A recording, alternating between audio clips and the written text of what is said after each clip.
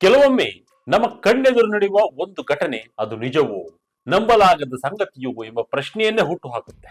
ಪಶ್ಚಿಮ ಬಂಗಾಳದ ಒಂದು ಗ್ರಾಮದಲ್ಲಿ 16 ವರ್ಷದ ಬಾಲಕನೊಬ್ಬನ ಜೀವನವೇ ಈಗ ಇಂತಹ ಕುತೂಹಲಕ್ಕೆ ಕಾರಣವಾಗಿದೆ. ಸಾಮಾನ್ಯವಾಗಿ ಮನುಷ್ಯ ಕೆಲವೇ ನಿಮಿಷಗಳ ಕಾಲ ನೀರಿನಲ್ಲಿ ಇರಬಹುದು, ಆದರೆ ಬಾಲಕ ಗಂಟೆಗಳಲ್ಲ, ದಿನಗಳ ಕಾಲ ಕೆರೆಯ ನೀರಿನಲ್ಲಿ ಉಳಿಯುತ್ತಾನೆ. 4 ದಿನ, 5 ದಿನ, ಕೆಲವೊಮ್ಮೆ 7 ದಿನಗಳವರೆಗೂ ನೀರಿನಿಂದ ಹೊರಬರದೆ ಇರುವ ಘಟನೆಗಳು ನಡೆದಿವೆ ಎನ್ನಲಾಗಿದೆ. ಇನ್ನು ವಿಚಿತ್ರವೆಂದ್ರೆ, ನೀರಿನಿಂದ ಹೊರಗೆ ಬಂದ ತಕ್ಷಣ ತನ್ನ ಇಡೀ ದೇಹದಲ್ಲಿ ತೀವ್ರ ಉರಿಯಂತಹ ನೋವು ಕಾಣಿಸಿಕೊಳ್ಳುತ್ತದೆ ಎಂದು ಆತ ಹೇಳ್ತಾನೆ. ಹಾಗಾದ್ರೆ ಆ ಬಾಲಕನಿಗೆ ನೀರೇ ಬದುಕಿನ ಆಶ್ರಯವಾಯ್ತಾ? ನೀರಿನಿಂದ ಹೊರಬಂದಾಗ ಮಾತ್ರ ಯಾಕೆ ನೋವು ಕಾಣಿಸಿಕೊಳ್ಳುತ್ತೆ? ಇದರ ಹಿಂದೆ ನಿಜಕ್ಕೂ ಯಾವುದಾದರೂ ಅತೀಂದ್ರಿಯ ಶಕ್ತಿ ಇದೆಯಾ, ಅಥವಾ ವೈದ್ಯಕೀಯವಾಗಿ ಇನ್ನೂ ಪತ್ತೆಯಾಗದ ಕಾರಣವಿದೆಯಾ? ಈ ಪ್ರಶ್ನೆಗಳಿಗೆ ಈಗ ಪಶ್ಚಿಮ ಬಂಗಾಳದ ಮುರ್ಷಿದಾಬಾದ್ ಜಿಲ್ಲೆಯ ಬೆಲ್ಡಂಗಾ ಪ್ರದೇಶದಲ್ಲಿ ಚರ್ಚೆಗೆ ಕಾರಣವಾಗಿದೆ. ಬನ್ನಿ ಈ ವಿಡಿಯೋದಲ್ಲಿ ಎಲ್ಲವನ್ನ ಸಂಕ್ಷಿಪ್ತವಾಗಿ ನೋಡ್ತಾ ಹೋಗೋಣ. ಎಲ್ಲೂ ಸ್ಕಿಪ್ ಮಾಡದೆ ಈ ವಿಡಿಯೋ ನೋಡಿ. 4-5 ದಿನಗಳ ಕಾಲ ನೀರಿನಲ್ಲಿ ಜೀವನ, ನೀರಿನಿಂದ ಮೇಲೆ ಬಂದಾಗ ಆಗುವ ಪರಿಣಾಮವೇನು? ಆ ಬಾಲಕನ ಹೆಸರು ಇಕ್ಬಾಲ್ ಶೇಖ್ ಅಂತ. ವಯಸ್ಸು ಕೇವಲ 16 ವರ್ಷ. ಆದರೆ ಕಳೆದ ಸುಮಾರು 5 ವರ್ಷಗಳಿಂದ ಆತನ ಜೀವನ ಬಹುತೇಕ ಕೆರೆಗಳ ನೀರಿನಲ್ಲೇ ಕಳೆಯುತ್ತಾ ಇದೆ. ತನ್ನ ಗ್ರಾಮದಲ್ಲಿರುವ ಕೆರೆಗಳಿಗೆ ಹೋಗುವ ಇಕ್ಬಾಲ್ ಹಗಲು ಮಾತ್ರವಲ್ಲದೆ ರಾತ್ರಿ ವೇಳೆಯೂ ನೀರಿನಲ್ಲೇ ಇರ್ತಾನೆ ಎಂದು ಸ್ಥಳೀಯರು ಹೇಳ್ತಾರೆ. ಕೆಲವು ಸಂದರ್ಭಗಳಲ್ಲಿ ಸತತ 4ರಿಂದ 7 ದಿನಗಳವರೆಗೆ ನೀರಿನಲ್ಲಿ ಹೊರಬರದೇ ಇದ್ದ ಘಟನೆಗಳು ನಡೆದಿವೆ ಎನ್ನಲಾಗಿದೆ. ಹೀಗಾಗಿ ಗ್ರಾಮಸ್ಥರಿಗೆ ಇಕ್ಬಾಲ್ನ ಈ ಜೀವನ ಶೈಲಿ ಈಗ ಸಾಮಾನ್ಯ ದೃಶ್ಯವಾಗಿ ಬದಲಾಗಿದೆ. ಇಕ್ಬಾಲ್ ಹೇಳುವ ಪ್ರಕಾರ ಆತ ನೀರಿನಿಂದ ಹೊರಬಂದಾಗ ತನ್ನ ಇಡೀ ದೇಹದಲ್ಲಿ ತೀವ್ರವಾದ ಉರಿಯುವ ಅನುಭವ ಆರಂಭವಾಗುತ್ತೆ. ಚರ್ಮಕ್ಕೆ ಗಾಳಿ ತಾಕ್ತಿದ್ದಂತೆ ನೋವು ಹೆಚ್ಚಾಗುತ್ತೆ ಎಂದು ಹೇಳ್ತಾನೆ. ಆದರೆ ಮತ್ತೆ ನೀರಿನೊಳಗೆ ಇಳಿದಾಗ ಆ ನೋವು ಕಡಿಮೆ ಆಗುತ್ತದೆ ಎಂಬುದು ಆತನ ಅನುಭವ. ಇದೇ ಕಾರಣಕ್ಕೆ ನೀರಿನಲ್ಲಿರುವುದೇ ತನ್ನ ನೋವಿನಿಂದ ತಪ್ಪಿಸಿಕೊಳ್ಳುವ ಮಾರ್ಗ ಎಂದು ಇಕ್ಬಾಲ್ ಭಾವಿಸಿ ನೀರಿನಲ್ಲಿ ತನ್ನ ಜೀವನ ಅಂದುಕೊಂಡು ಅದನ್ನೇ ಅಭ್ಯಾಸ ಮಾಡಿಕೊಂಡು ಎಲ್ಲರಿಗೂ ಅಚ್ಚರಿ ಮೂಡಿಸಿದ್ದಾನೆ. ನೀರಿನಲ್ಲಿರುವ ಬಗ್ಗೆ ಇಕ್ಬಾಲ್ ಹೇಳೋದೇನು? ವೈದ್ಯಕೀಯ ಕಾರಣವ? ರಿಪೋರ್ಟ್ ಹೇಳಿದ್ದೇನು?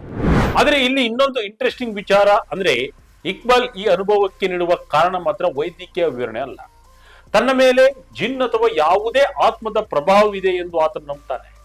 ತನ್ನ ದೇಹದಲ್ಲಿ ಉಂಟಾಗುತ್ತಿರುವ ಉರಿಯುವ ಅನುಭವಕ್ಕೆ ಅತೀಂದ್ರಿಯ ಶಕ್ತಿಯೇ ಕಾರಣ ಎಂದು ಆತ ಹೇಳಿಕೊಂಡಿದ್ದಾನೆ.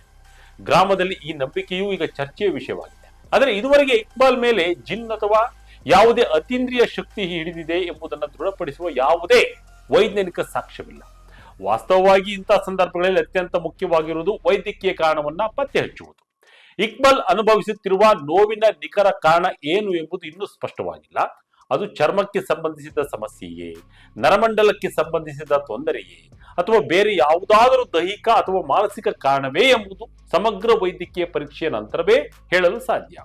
ಹೀಗಾಗಿ ಜಿನ್ ಅಥವಾ ಆತ್ಮದ ಕುರಿತ ನಂಬಿಕೆಯನ್ನ ವೈದ್ಯಕೀಯ ಕಾರಣವೆಂದು ಪರಿಗಣಿಸುವ ಬದಲು ತಜ್ಞರಿಂದ ಸೂಕ್ತ ಪರೀಕ್ಷೆ ನಡೆಸುವುದು ಅಗತ್ಯವಾಗಿದೆ ಎನ್ನುತ್ತಾರೆ ತಜ್ಞರು. ನೀರಿನಲ್ಲಿರುವುದರಿಂದ ಚರ್ಮದಲ್ಲಿ ಅಸಹಜ ಪರಿಣಾಮ. ಇಕ್ಬಾಲ್ ಆರೋಗ್ಯದ ಮೇಲೆ ಉಂಟಾದ ಪರಿಣಾಮವೇನು? ಇದೇ ವೇಳೆ ಇಕ್ಬಾಲ್ನ ಈ ಅಸಾಮಾನ್ಯ ಜೀವನ ಶೈಲಿ ಆತನ ಆರೋಗ್ಯದ ಮೇಲೂ ಪರಿಣಾಮ ಬೀರಿದೆ ಎನ್ನಲಾಗಿದೆ. ದೀರ್ಘಕಾಲದ ನೀರಿನಲ್ಲಿ ಇರುವುದರಿಂದ ಆತನ ಕೈಕಾಲು ಸೇರಿದಂತೆ ದೇಹದ ಕೆಲವು ಭಾಗಗಳ ಚರ್ಮ ಬಿಳಿಯಾಗಿ ನೀರಿನಲ್ಲಿ ನೆನೆದಂತಾಗಿದೆ ಎಂದು ಸ್ಥಳೀಯರು ಹೇಳಿದ್ದಾರೆ. ನಿರಂತರವಾಗಿ ನೀರಿನಲ್ಲಿ ಇರುವುದರಿಂದ ಚರ್ಮದ ಸಹಜ ಸ್ಥಿತಿಯಲ್ಲೂ ಬದಲಾವಣೆ ಕಂಡು ಬರ್ತಾ ಇದೆ ಎನ್ನಲಾಗಿದೆ. ಅಷ್ಟೇ ಅಲ್ಲ, ಇಕ್ಬಾಲ್ಗೆ ನಿರಂತರವಾಗಿ ಶೀತ ಮತ್ತು ಕೆಮ್ಮಿನಂತಹ ಸಮಸ್ಯೆಗಳು ಕಾಣಿಸಿಕೊಂಡಿವೆ ಎಂದು ಸ್ಥಳೀಯ ನಿವಾಸಿಗಳು ತಿಳಿಸಿದ್ದಾರೆ. ದಿನಗಟ್ಟಲೆ ನೀರಿನಲ್ಲಿ ಇರುವುದರಿಂದ ದೇಹದ ಮೇಲೆ ಯಾವ ರೀತಿಯ ಪರಿಣಾಮ ಉಂಟಾಗಬಹುದು ಎಂಬುದರ ಬಗ್ಗೆ ವೈದ್ಯಕೀಯ ತಜ್ಞರ ಮೌಲ್ಯಮಾಪನ ಅತ್ಯಂತ ಅಗತ್ಯವಾಗಿದೆ. ಯಾಕೆಂದ್ರೆ ನೀರಿನಲ್ಲಿ ಇರುವುದು ಆತನಿಗೆ ತಾತ್ಕಾಲಿಕವಾಗಿ ನೋವಿನಿಂದ ಪರಿಹಾರ ನೀಡುತ್ತಿದ್ದರೂ ಅದೇ ಸಮಯದಲ್ಲಿ ದೀರ್ಘಾವಧಿಯಲ್ಲಿ ಮತ್ತಷ್ಟು ಆರೋಗ್ಯ ಸಮಸ್ಯೆಗಳನ್ನ ಉಂಟು ಮಾಡುವ ಸಾಧ್ಯತೆಯೂ ಹೆಚ್ಚಿದೆ. ಇಕ್ಬಾಲ್ ಆಹಾರ ಪದ್ಧತಿ ಹೇಗಿದೆ? ಇಕ್ಬಾಲ್ ಅನ್ನು ನೋಡಲು ಗ್ರಾಮಸ್ಥರ ದಂಡು. ಇಕ್ಬಾಲ್ ನೀರಿನಲ್ಲಿರುವಾಗ ಆತನ ಆಹಾರ ವ್ಯವಸ್ಥೆಯನ್ನ ಗ್ರಾಮಸ್ಥರೇ ಮಾಡ್ತಾ ಇದ್ದಾರೆ. ಗ್ರಾಮಸ್ಥರು ತಂದುಕೊಡುವ ಚೂಡ, ಬಿಸ್ಕತ್ ಹಾಗೂ ಇತರ ಲಘು ಆಹಾರಗಳನ್ನ ಆತ ಸೇವಿಸ್ತಾನೆ. ಅಂದರೆ ನೀರಿನಲ್ಲಿರುವಾಗಲೂ ಆತನ ಜೀವನ ಸಂಪೂರ್ಣವಾಗಿ ಗ್ರಾಮಸ್ಥರ ಸಹಾಯದ ಮೇಲೆಯೇ ಅವಲಂಬಿತವಾಗಿದೆ. ಕೆಲವರು ಮಾನವೀಯತೆಯಿಂದ ಆಹಾರ ನೀಡುತ್ತಿದ್ದರೆ ಮತ್ತಷ್ಟು ಮಂದಿ ಕುತೂಹಲದಿಂದ ಅದನ್ನು ನೋಡಲು ಕೆರೆಗಳ ಬಳಿ ಸೇರ್ತಾ ಇದ್ದಾರೆ. ಇದೀಗ ಇಕ್ಬಾಲ್ ಇರುವ ಕೆರೆಗಳು ಒಂದು ರೀತಿಯಲ್ಲಿ ಸ್ಥಳೀಯರ ಗಮನ ಸೆಳೆಯುವ ತಾಣಗಳಾಗಿವೆ. ಶಾಲಾ ಮಕ್ಕಳು ಸೇರಿದಂತೆ ಹಲವರು ಆತನನ್ನು ನೋಡಲು ಕೆರೆಗಳ ಬಳಿ ಬರುತ್ತಿದ್ದಾರೆ ಎನ್ನಲಾಗಿದೆ. ದಿನಗಟ್ಟಲೆ ನೀರಿನಲ್ಲಿರುವ ಬಾಲಕನನ್ನ ನೋಡುವ ಕುತೂಹಲ ಜನರಲ್ಲಿ ಹೆಚ್ಚಾಗಿದೆ. ಆದರೆ ಒಂದು ಕಡೆ ಈ ಘಟನೆ ಜನರಿಗೆ ಅಚ್ಚರಿ ಮೂಡಿಸುತ್ತಿದ್ದರೆ ಮತ್ತೊಂದು ಕಡೆ ಬಾಲಕನ ಆರೋಗ್ಯದ ಬಗ್ಗೆ ಗಂಭೀರ ಆತಂಕವೂ ವ್ಯಕ್ತವಾಗ್ತಾ ಇದೆ. ಯಾಕೆಂದ್ರೆ ಇದು ಕೇವಲ ಒಂದು ವಿಚಿತ್ರ ಘಟನೆ ಎಂದು ಹೇಳಲು ನೋಡೋದಕ್ಕಿಂತ 16 ವರ್ಷದ ಬಾಲಕನ ಆರೋಗ್ಯಕ್ಕೆ ಸಂಬಂಧಿಸಿದ ಗಂಭೀರ ವಿಚಾರವಾಗಿ ಪರಿಗಣಿಸಬೇಕಾಗಿದೆ. ಇಷ್ಟು ದೀರ್ಘಕಾಲ ನೀರಿನಲ್ಲಿ ಇರುವುದರಿಂದ ಚರ್ಮ, ಉಸಿರಾಟದ ವ್ಯವಸ್ಥೆ, ದೇಹದ ತಾಪಮಾನ ನಿಯಂತ್ರಣ ಸೇರಿದಂತೆ ಹಲವು ದೈಹಿಕ ಸಮಸ್ಯೆಗಳು ಎದುರಾಗುವ ಸಾಧ್ಯತೆ ಇದೆ. ಹೀಗಾಗಿ ಆತನನ್ನ ಕುತೂಹಲದ ವಸ್ತುವಾಗಿ ನೋಡೋದಕ್ಕಿಂತ ಅಗತ್ಯ ವೈದ್ಯಕೀಯ ನೆರವು ಒದಗಿಸುವುದು ಮುಖ್ಯವಾಗಿದೆ. ಇಕ್ಬಾಲ್ನ ಕುಟುಂಬವು ಆತನಿಗೆ ಚಿಕಿತ್ಸೆಯನ್ನು ಕೊಡಿಸಲು ಪ್ರಯತ್ನಿಸಿದೆ ಎನ್ನಲಾಗ್ತಿದ್ದು, ಸ್ಥಳೀಯ ಬ್ಲಾಕ್ ಪ್ರಾಥಮಿಕ ಆರೋಗ್ಯ ಕೇಂದ್ರಕ್ಕೆ ಆತನನ್ನ ಕರೆದೊಯ್ಯಲಾಗಿದೆ ಎಂದು ವರದಿಗಳಲ್ಲಿ ತಿಳಿಸಲಾಗಿದೆ. ಆದರೆ ಹೆಚ್ಚಿನ ಟ್ರೀಟ್ಮೆಂಟ್ಗಾಗಿ ಕುಟುಂಬಕ್ಕೆ ಆರ್ಥಿಕ ಸಮಸ್ಯೆ ಎದುರಾಗ್ತಿರ್ಬೋದು. ಹಣದ ಕೊರತೆಯ ಕಾರಣದಿಂದ ಸಮಗ್ರ ವೈದ್ಯಕೀಯ ಪರೀಕ್ಷೆ ಮತ್ತು ಮುಂದಿನ ಚಿಕಿತ್ಸೆಯನ್ನು ಪಡೆಯಲು ಕುಟುಂಬಕ್ಕೆ ಕಷ್ಟವಾಗ್ತಿದೆ ಎಂದು ಅಲ್ಲಿನ ಸ್ಥಳೀಯರು ಹೇಳ್ತಿದ್ದಾರೆ. ಇಕ್ಬಾಲ್ ನೀರಿನಿಂದ ಹೊರಬರಲು ನಿರಾಕರಣೆ. ಇನ್ನೊಂದೆಡೆ ಕುಟುಂಬಸ್ಥರು ಮತ್ತು ಸ್ಥಳೀಯ ಅಧಿಕಾರಿಗಳು ಇಕ್ಬಾಲ್ನನ್ನ ನೀರಿನಿಂದ ಹೊರಗೆ ತರಲು ಪ್ರಯತ್ನಿಸಿದ್ದಾರೆ ಎನ್ನಲಾಗ್ತಿದ್ದು, ಆದರೆ ಆತ ನೀರಿನಿಂದ ಹೊರಬರಲು ನಿರಾಕರಿಸುತ್ತಿದ್ದಾರಂತೆ.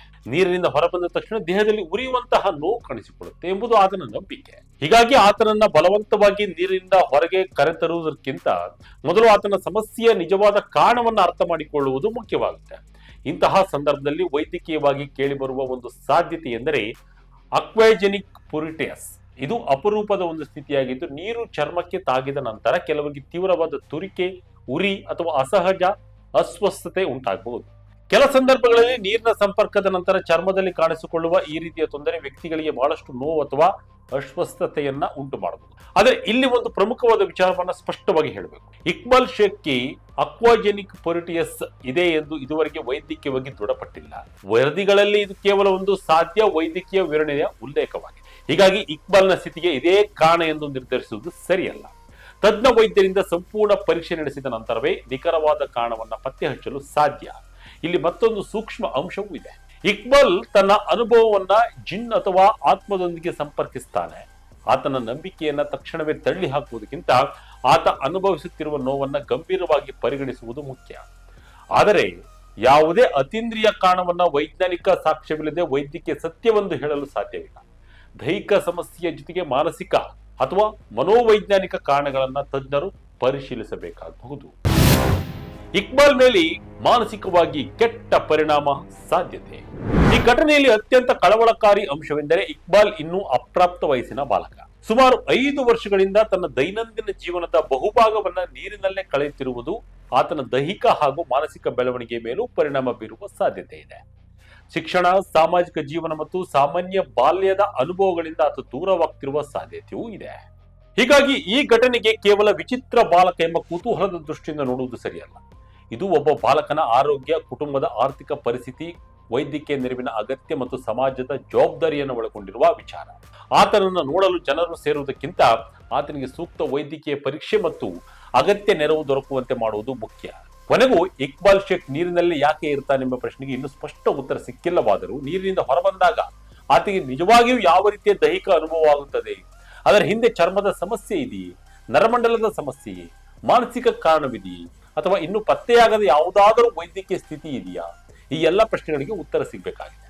ಆದರೆ ಒಂದಂತೂ ಸಂಗತಿ ಸ್ಪಷ್ಟ, ಇಕ್ಬಾಲ್ನ ಕತೆ ಕುತೂಹಲ ಮೂಡಿಸುವುದರ ಜೊತೆಗೆ ಎಚ್ಚರಿಕೆ ನೀಡುತ್ತದೆ. ಅಸಾಮಾನ್ಯ ಲಕ್ಷಣಗಳು ಕಾಣಿಸಿಕೊಂಡಾಗ ಅವುಗಳನ್ನು ಅತೀಂದ್ರಿಯ ಶಕ್ತಿಗಳಿಗೆ ಸಂಬಂಧಿಸುವುದಕ್ಕಿಂತ ಮೊದಲು ವೈದ್ಯಕೀಯ ಕಾರಣಗಳನ್ನು ಹುಡುಕುವುದು ಅಗತ್ಯ.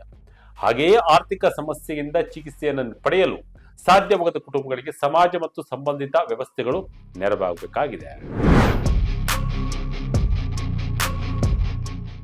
ಒಟ್ಟಾರೆಯಾಗಿ ಒಂದು ಕೆರೆಯ ನೀರಿನಲ್ಲಿ ದಿನಗಟ್ಟಲೆ ಉಳಿದುಕೊಂಡಿರುವ ಈ 16 ವರ್ಷದ ಬಾಲಕನ ಕಥೆ ಈಗ ಜನರ ಕುತೂಹಲದ ವಿಷಯವಾಗಿರುವುದು ಸತ್ಯ. ಆದರೆ ನೀರಿನೊಳಗೆ ಅಡಗಿರುವ ನಿಜವಾದ ರಹಸ್ಯ ಏನು ಎಂಬುದನ್ನು ತಿಳಿದುಕೊಳ್ಳುವುದಕ್ಕಿಂತಲೂ ಮುಖ್ಯವಾದುದು ಇಕ್ಬಾಲ್ನ ದೇಹ ಮತ್ತು ಮನಸ್ಸಿನೊಳಗೆ ಏನಾಗುತ್ತಿದೆ ಎಂಬುದನ್ನ ಪತ್ತೆ ಹಚ್ಚುವುದು. ವೈದ್ಯಕೀಯ ವಿಜ್ಞಾನಕ್ಕೆ ಇನ್ನೂ ಉತ್ತರ ಸಿಗಬೇಕಾಗಿದೆ. ಈ ಪ್ರಶ್ನೆಗಳಿಗೆ ಉತ್ತರ ದೊರಕಿದಾಗ ಮಾತ್ರ 5 ವರ್ಷಗಳ ನೀರಿನೊಳಗಿನ ಬದುಕುತ್ತಿರುವುದ ಈ ಬಾಲಕನ ವಿಚಿತ್ರ ಬದುಕಿನ ಹಿಂದಿರುವ ನಿಜವಾದ ಕಾರಣವೂ ಬೆಳಕಿಗೆ ಬರಲಿದೆ. ಆದಷ್ಟು ಬೇಗ ಇಕ್ಬಾಲ್ ಎಲ್ಲಾ ಸಮಸ್ಯೆಗಳನ್ನ ಬಗೆಹರಿಸಿಕೊಂಡು ಆರೋಗ್ಯವಾಗಿರಲಿ ಅಂತ ಹೇಳಿ ನಾವು ಕೂಡ ಹಾರೈಸೋಣ. ಇದಾಗಿತ್ತು ಈ ಕ್ಷಣದ ಅಪ್ಡೇಟ್. ಇದೇ ರೀತಿಯ ಅಪ್ಡೇಟ್ಗಳಿಗಾಗಿ Vijaya Kanaka website YouTube page, Facebook page follow ಮಾಡ್ತಾ ಇರಿ. ಧನ್ಯವಾದಗಳು.